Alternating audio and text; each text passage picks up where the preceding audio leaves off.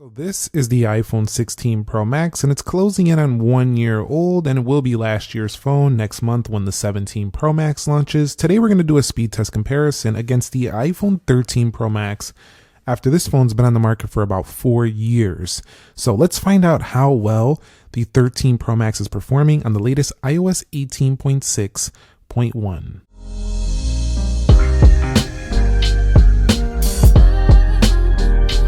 What is up, guys? Nick here, helping you to master your technology, and let's go ahead and just begin this video with a boot up test in 3, 2, go, and see which one can get there first. Now we're looking at the Apple A18 Pro chipset on the left, and we are looking at the A15 Bionic on the right. The iPhone 13 Pro Max on the right has 6 gigabytes of RAM. The 16 Pro Max has 8 gigabytes of RAM. That's also going to go up to about 12 here on the iPhone 17 Pro Max. So the iPhone 13 Pro Max shockingly boots up faster than the iPhone 16 Pro Max, and I hit those buttons at the same time. So we're going to give it to the iPhone 13 Pro Max in this first boot up test. So nice stuff for the older aging 13 Pro Max. All right, guys, so we're going to go ahead and do the biometrics now, Face ID, and see how well they do in this department. So you can see both of them very well. Let's go ahead and swipe in. You could see the animation about the same. And why the 13 Pro Max was such a great phone was it's the one that launched with the ProMotion display. So you can see as I swipe, they have the same exact speed there as well. And one more time, for good measure, you can see it look basically identical. So let's go ahead and scroll through the general operating system on both of them, and we'll see how they perform in this area. So because again of that ProMotion, they both tend to perform exactly the same. So if we go ahead and go over here, scroll into the control centers, that's going to be the same. So it doesn't matter what you're doing when it comes to the general home screens. The 13 Pro Max has the same general operating speed as the 16 Pro Max for day to day. We can go ahead and confirm here that we are on 18.6.1 there for the iPhone 16 Pro Max, and we'll do it there as well for the iPhone 13 Pro Max. You can see 3.23 gigahertz there. This one's clocked in at the 4.04 gigahertz. So definitely a little bit higher clock speed. Let's see if that makes any difference in our application test. So everything is closed out on both phones here. Let's go ahead and begin with calendar, and you can see launching basically the same. We'll swipe up out of there. We'll go into clock. Exactly the same. We'll go to alarms. We'll go into stopwatch. We'll go into timers. And overall, general applications, zero difference. We'll go to calculator. You even have the math notes on both of them, so they do have the same features there. We'll go into App Store on both, and you see that was faster now for the iPhone 16 Pro Max. Pick games that loaded first, it looked like, on the 13 Pro Max. If we go into some sub menus here, we'll go to card here, and we'll go into Word. And you can see some of those are loading faster there on the 13 Pro Max, or nearly the same. We'll go into casual. And as we scroll through here, hold on, let me scroll through to simulation. We'll click that right there. And you can see as we're scrolling, that same smooth ProMotion panel. Let's go ahead and swipe up out of there. And let's go into ChatGPT on both. And you can see pretty nice.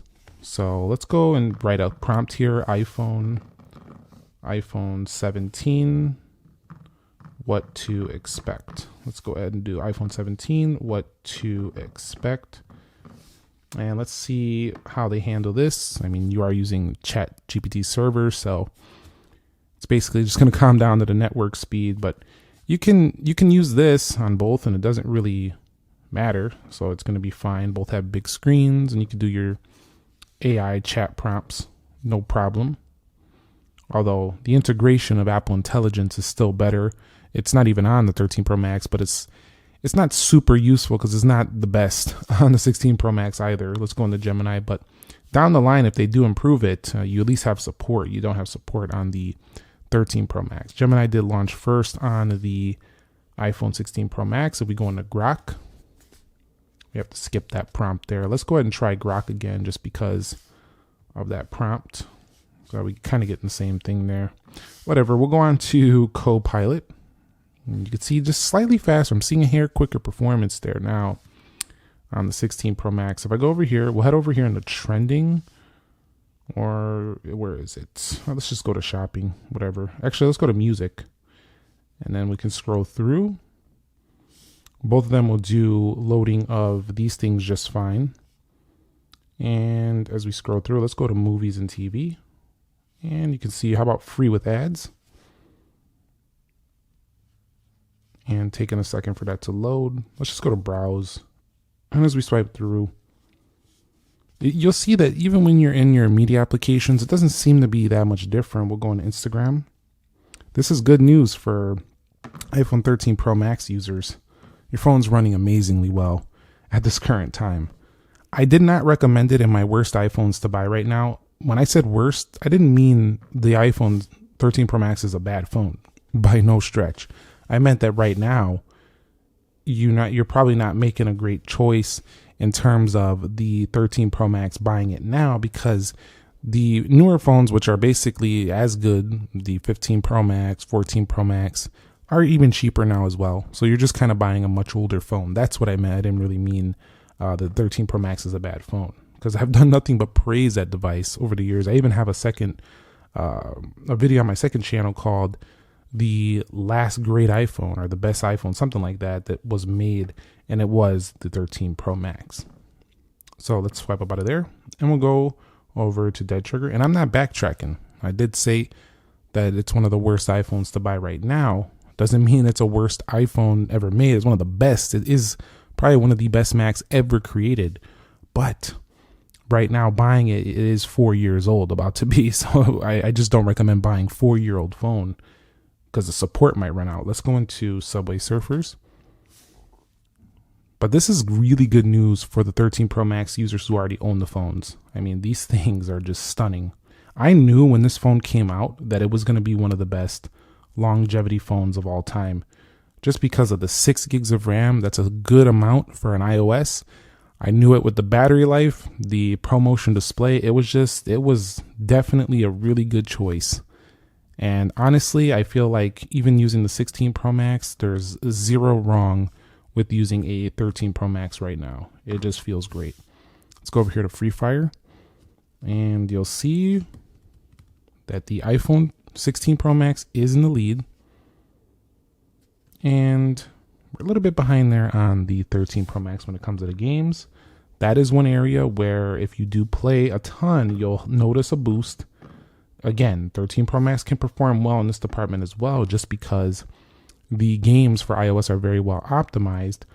But I would state that if gaming is a substantial thing that you love to do, the 16 Pro Max does win. I wouldn't say it blows it away in everyday use, but it does win because you're getting a 6.9, reduced bezels, bigger battery, and better performance, which are all things that are going to matter, and even a brighter display. So all those things are going to matter when playing an extended session game. Definitely will. So on Call of Duty Mobile here, it looks like we're in the lead once again on the 16 Pro Max, and this is what I expected. The phone was going to jump ahead when it comes to Call of Duty. Now, if it doesn't let me go in, that's because it signed in first on the 13 Pro Max on the same account. But it was winning there on the 16 Pro Max. Let's go into the next one, Luma Fusion, and I will be doing a video render at the end of this video, so stay tuned.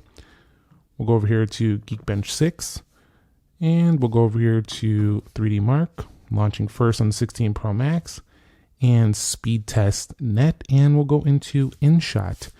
And you can see that for the majority of this test, you've seen the boot up test, you've seen the app test now. Majority of what I'm seeing is that 18.6.1 is running very well, even on older iPhones.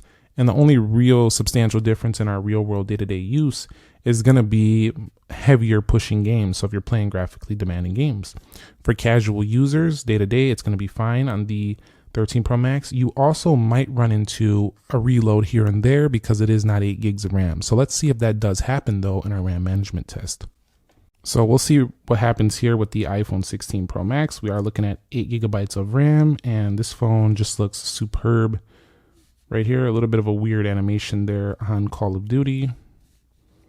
But if we go to Groupon, X, Instagram, YouTube, Copilot, Grok, Gemini, ChatGPT. I have App Store, Calculator, Clock, and Calendar. So absolutely zero reloads. Now, I'm not sure that's going to happen on the iPhone 13 Pro Max. I think I might get about one reload. Let's see what happens. This is 6 gigabytes of RAM. We'll go over here. Looking good. Looking good. One of the things I don't like about either of these phones, though, is they're large devices, yet I can't split screen.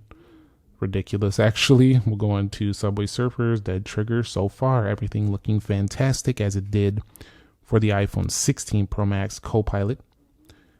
And we'll go to Grok. And we'll go to Gemini and ChatGPT. We'll go over here to App Store and App Store with the reload. Let's go over here to Calculator and Clock. And some people are going to say that wasn't really even a reload. That was just the App Store refreshing the feed of what is loading here. But basically indistinguishable. And if we go over here back in between them, hopping between tasks, unlike a base 13 with its 4 gigs of RAM, which you're constantly going to be having apps closing, versus something like this, the 13 Pro Max was definitely more ahead of its time here. So I definitely prefer the iPhone 13 Pro series way over the base models of that year. And the final Geekbench scores are in, and here's what we're working with: 3375 on the single core versus a 2300 on the multi-core, or on the single core for the 13 Pro Max, with the multi-core being substantially ahead on the 16 Pro Max, 8342 versus the 5919 on 13 Pro Max. But that's where I was saying the games, when you start gaming and you're going to really advance on the iPhone 16 Pro Max, also you'll get a more expansive 6.9 inch display. So this is the phone for gamers or just more heavier pro users for sure. But the 13 Pro Max is no chump here in 2025. And to further illustrate that point about gaming, Wildlife Extreme shows a score of 4190 with an average frame rate of 25.1 on the 16 Pro Max. Over here, 2297 with an average frame rate of 13.8 FPS. And so that means you can see on the graph there that the 16 Pro Max sustains that graphics a little bit better over an extended period. Although you've seen at the end it did drop down a bit. 13 Pro Max does pretty well as well, but not quite anywhere near the 16 Pro Max. That's scoring better than 84% of devices on the market and scoring better than 41% on the market. If you want the fastest Apple product, though, that's going to be the M4 iPad Pro. So we're going to render out this 2-minute and 30-second 4K clip here on both. I don't know why it's zoomed in on there. It's the same clip, though. So let's go ahead and hit this. We'll change this to 4K. 4K here. And we'll go 4K there. And let's go ahead and see what we got here. So we'll go ahead and render these out and see what happens. They're both 2 minutes and 30 seconds. This one, I don't know why it was slightly longer, but the 16 Pro Max is so much further ahead here that even if it looks like it's slightly cut off the video on this one. Even if it was exactly the same, you're seeing right here just how much faster this is along the 16 Pro Max. So if you video render out videos, again, this is a more task that's just not a casual task. The 16 Pro Max will substantially beat this phone. And if the 17 Pro Max does much better in this department than the 16 Pro Max, you might as well just wait for that. But this is an area where you would 100% would want to upgrade. But this is not a casual task. Not everybody is casually just rendering videos on LumaFusion every day. And so we're done. And there is the 16 Pro Max. We'll sit around here and wait for the 13 Pro Max. I'll be back when it's done.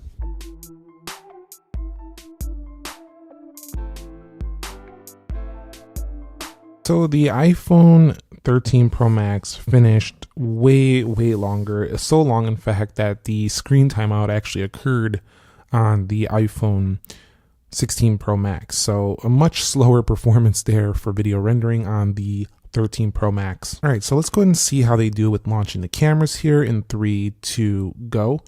And you can see that was actually faster on the 13 Pro Max. Let's do it again, 3, 2, go.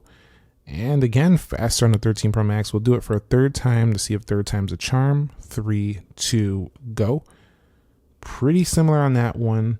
And as we scroll through, both of them are very smooth in this department. It does look to me like the 13 Pro Max is smoother when going through those lenses. Look at that. Watch this. You see how it's kind of going through? Now watch this on the iPhone 16 Pro Max. Watch this. There's like a little jump right there. You see it? It's like a little jump. So the 13 Pro Max is actually smoother, although the cameras are definitely not better on the 13 Pro Max, but it is a little bit smoother there. So my final verdict is, wow, I am stunned with the performance of the iPhone 13 Pro Max in 2025. This is easily a very usable phone. It's beyond usable. It's actually still a flagship feeling phone here in 2025. I actually think you could get by for the owners of this phone at least the rest of this year and next year too, if you wanted to wait for a foldable iPhone or an even better upgrade than the 17 Pro Max. But that doesn't take away from the 16 Pro Max. To me, it's a spiritual successor to the iPhone 13 Pro Max, and it's been amazing. It's this bigger phone, bigger battery, super smooth. It's actually the one that closely reminds me of the 13 Pro Max with its all-around package just being great. So this is kind of like a modern version of this, but man, did that hold up well. And we're already about to hit 4 years with its great performance. Great job Apple did on the 13 Pro Max. Let me know your thoughts down below in the comment section of this video. If you found it helpful, entertaining, informing, click the like button for me. Subscribe for more, and to stay tuned because the 17 coverage is coming next month, and we're going to go really hard on that one. So I can't wait to see you there. And stay tuned for more. I'll catch you on the next one. Nick here. Be sure to be well, and peace.